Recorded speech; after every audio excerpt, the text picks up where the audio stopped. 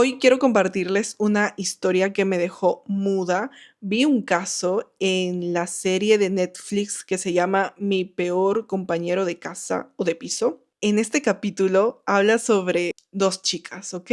Que se conocen en 1995. Rachel de 22 años y Janie de 26 años. Rachel para este tiempo pues estaba afrontando un divorcio y otra vez estaba viviendo con sus papás. Mientras que Janie pues estaba un poco asustada porque en el departamento donde ella vivía habían entrado a robar. Ellas dos tienen mucha conexión, se llevan muy bien y pues Janie le hace la propuesta de que Rachel, ¿no quieres venir a vivir conmigo? Y Rachel obviamente acepta, entonces viven muchos años juntas, prácticamente se convierten en familia. Según Rachel, la situación se vuelve un poco complicada ya para el 2010 porque Rachel tiene un grave problema de salud, le sale una hernia disco y además se entera que está embarazada. El dolor de la hernia limitaba totalmente a Rachel. Ella ya no podía trabajar, no podía hacer sus actividades normales, necesitaba de Janie, tanto emocional, física y económicamente. Y pues Janie, como la gran amiga que era, en serio, hasta este punto de la historia yo dije, qué buena amiga. Pasan los meses y Rachel da a luz a su hijo que lo llama Ryder. Y Ryder es un niño que tiene autismo y que no habla. Eso significa que él iba a necesitar una atención especial. Janie ya era como una segunda mamá de Ryder. Aquí es donde llegan los cambios que a mí me empezaron a preocupar, porque Rachel contrata el famosísimo seguro de vida, que creo que esto lo hemos visto en muchos casos, que vemos en Estados Unidos, obviamente. Y pues en este seguro de vida, tanto Rachel como Janie son beneficiarias de la otra. Además de eso, Rachel pone en su testamento que su amiga iba a quedarse como tutora legal de su hijo si algo le pasaba a ella. Aquí ya yo empecé a sudar frío porque dije, Dios, ¿qué va a pasar con esta mujer? Pobrecita, porque Rachel hacía todo esto solamente para proteger a su hijo. Y lamentablemente en el 2015 otra vez ella se vuelve a herniar un disco. Y ya los médicos le dicen, no, tú te tienes que operar porque si no te quedas discapacitada. Entonces en esta época Janie pues empieza a tomar el mando de todo, ¿no? De cuidar al niño, de la casa y también de cuidar a su amiga. Janie también controlaba ciertos aspectos financieros y documentos de Rachel. Además, ella se había inscrito a un programa en donde le daban dinerito por cuidar de Ryder. Y lo peor es que a todos en la escuela había dicho que ella era la mamá, que Janie era la mamá. O sea, Rachel se enteró de esto y se molestó. Obviamente ahí tuvieron una pelea. Bueno, yo hasta ahí dije, tal vez se encariñó porque no tiene hijos. Bueno, pero llega el 20 de junio del 2018 y no saben lo que hizo Janie a Rachel. Le manda una carta demandándola por la custodia de Ryder. Rachel queda sorprendida, preocupada. Obviamente nunca iba a imaginarse que su mejor amiga, su hermana con la que vivía, pues iba prácticamente a intentarle quitar el hijo. Obviamente que va a buscar ayuda con las autoridades, pero descubre que Janie también había pedido una orden de protección contra ella. Jamie había dicho a las autoridades de que Rachel era una drogadicta y que quería hacerle daño a su hijo. Pero obviamente cuando las autoridades llegan donde Rachel se dan cuenta que esto es mentira, ya que Rachel ni siquiera podía manejar su carro, se encontraba mal de salud. Levantan la orden de protección y bueno, Rachel agarra a su hijo, se va de la casa y no tenía dónde ir. Su papá se había mudado a Carolina del Sur, recordemos que ellas vivían en Utah. Se van a un refugio familiar. Pasan 6 semanas en este refugio y Janie se contacta con Rachel diciendo que quiere ver al niño porque lo extraña y pues Rachel también dice que el niño extraña a ella. Entonces se reúnen en un parque y Rachel ve a Janie como era antes con ella, ¿no? Como una amiga buena, que no era loca, que quería quitarle al niño, no, nada de eso. La ve tranquila, la ve buena. Janie le pide perdón a Rachel por todo lo que pasó. Entonces Janie le hace la propuesta de que si se quieren regresar a la casa y Rachel acepta. Nos vamos hasta marzo del 2019 y Rachel es operada del cuello. Entonces ella necesita pues cuidados postoperatorios y a quién cree que le confía estos cuidados. Exacto, a su amiga del año, Janie. Llega un momento en que Rachel empieza a sentir un dolor, que se vaya al doctor porque dice, ya no soporto más esto.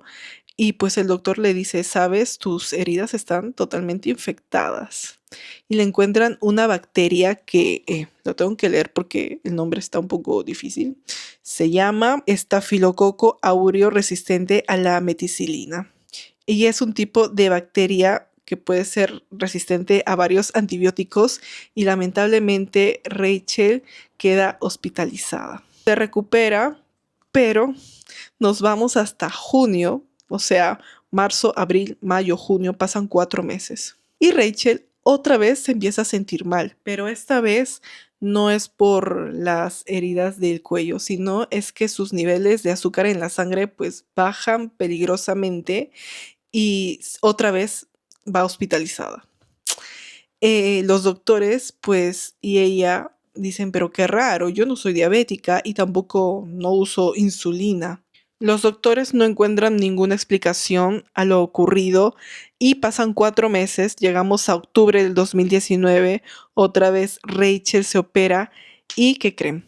Ahí ya Rachel empieza a sospechar porque su herida tiene 3 infecciones y cada infección era del tamaño de una pelota de golf. Mientras que esto pasaba con Rachel, por otra parte, las autoridades federales estaban buscando a alguien que intentaba comprar por la dark web un elemento biológico peligroso que era, esperen que lo tengo que leer, se llama el estafilococo aureo resistente a la vancomicina.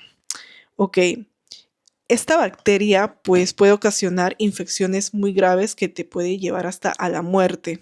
Y pues los investigadores logran descubrir que la persona que estaba intentando comprar esto era Jamie. ¿Cómo es que dan con Janie? Lo que pasa es que Janie se contacta con el vendedor y le dice que es una profesora de biología de una preparatoria universitaria en Utah y que necesitan esto para hacer una prueba científica sobre la resistencia a los antibióticos. Y obviamente que las autoridades se dan cuenta que esto no es verdad, porque Janie pues tenía un historial de trabajos nada que ver con la biología. Además, el vendedor empieza a decirle a los investigadores que una persona que realmente tiene un deseo puro científico no va a comprar esto de una forma ilegal, ya que hay muchas vías legales para poder comprarlo, pero en cambio Janie lo que hacía era querer pagar aún más dinero para que le den el producto la bacteria esta. En diciembre del 2019 Janie realiza el pago aproximadamente $300 en bitcoins por este paquete y ahí los agentes de investigación ven la dirección del envío y descubren que Janie pues no vivía sola, sino que con una mujer y con un hijo, y que esta mujer había tenido enfermedades inexplicables. Cuando la compra ya está hecha, el FBI decide intervenir cambiando el paquete por uno falso. Se lo deja en su buzón. Janie al día siguiente va a recoger su paquete, se sube a su carro y se va a un estacionamiento. Ahí llega el FBI y le pregunta, ¿qué tiene este paquete? Y ella le dice que no sabe. Después le dice que es café. Y luego le dice, no, que esto es un componente biológico que he comprado porque yo quiero realizar mi propia cerveza. Y bueno, después ella dice que había comprado estafilococo solo por curiosidad, por la infección de SARM que había tenido su amiga Rachel. O sea, todo era curiosidad para esta mujer. Para diciembre ya los investigadores obtienen una orden de registro y también van a conversar con Rachel. Y es ahí donde Rachel les empieza a contar que primero pues tuvo una infección, que luego también sus niveles de azúcar en la sangre bajaron mucho de una forma inexplicable y también que después tuvo como otras 3 infecciones, ¿no? Y que por casi se muere. Para los investigadores ya esto era muchísima información. Aparte de eso, cuando registran la casa, pues encuentran las inyecciones hipodérmicas que son para la insulina y encuentran que tiene pues ADN de Rachel. Y esto era clave porque Rachel había dicho que nunca en su vida había pues usado insulina. Rachel, haciendo memoria, recuerda una conversación que tuvo con Janie hace unos meses cuando estaban mirando una serie de crímenes donde Janie le dice, oye, ¿sabes? La mejor forma de matar a alguien y salirte libre de eso es usando la insulina. Yo cuando esta mujer lo contó, cuando Rachel lo contó, yo decía, Dios mío, tenías a tu asesina en la casa. Ay, no, ¿cómo puede ser? Rachel también cuenta que ella, después de lo que sucedió con el problema de la custodia del niño, obviamente la sacó a su amiga de el testamento y la cambió. Obviamente ella ya no iba a ser la tutora legal. Y Janie se molestó muchísimo con ella. Y eso pasó faltando pocos días para que Rachel otra vez tenga una operación. Y bueno, el cirujano que atiende a Rachel le dice a los investigadores que las infecciones que tuvo no habían sido por la cirugía.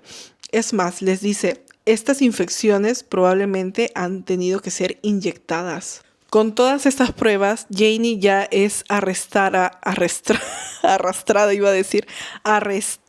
y acusada de 3 delitos. Se los voy a leer. Primero, el abuso agravado de un adulto vulnerable considerado un delito grave de segundo grado. Después, intento de abuso de un adulto vulnerable considerado un delito grave de tercer grado. Y el intento de posesión de un agente biológico considerado un delito grave de segundo grado. Ok.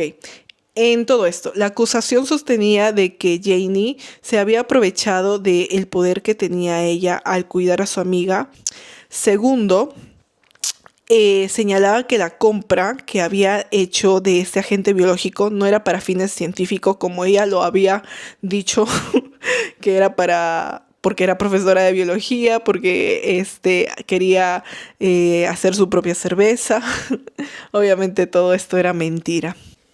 Y bueno, en su último interrogatorio, Janie sostuvo que ella nunca había querido matar a su amiga. De que tienen 25 años de amistad, que la quiere mucho, que es un vínculo muy fuerte de amistad que jamás se va a poder romper. Y yo me pregunto, ¿cómo tú, o sea, loca, que le has querido quitar al hijo, que la has querido mandar al hospital como 3 veces, que casi la desvives con las infecciones de esta bendita bacteria que le habías puesto? O sea, ¿cómo tú tienes la cara de decirle que jamás quisiste hacerle nada a ella? En serio, es una loca. El 25 de agosto del 2020, Janie Lynn se declara culpable.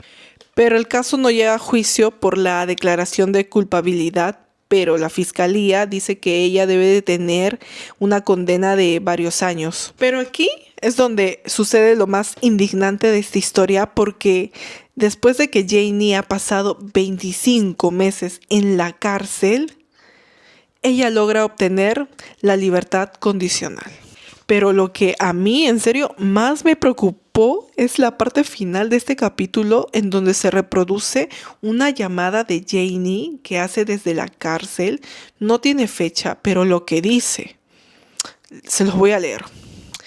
Sé lo que va a pasar.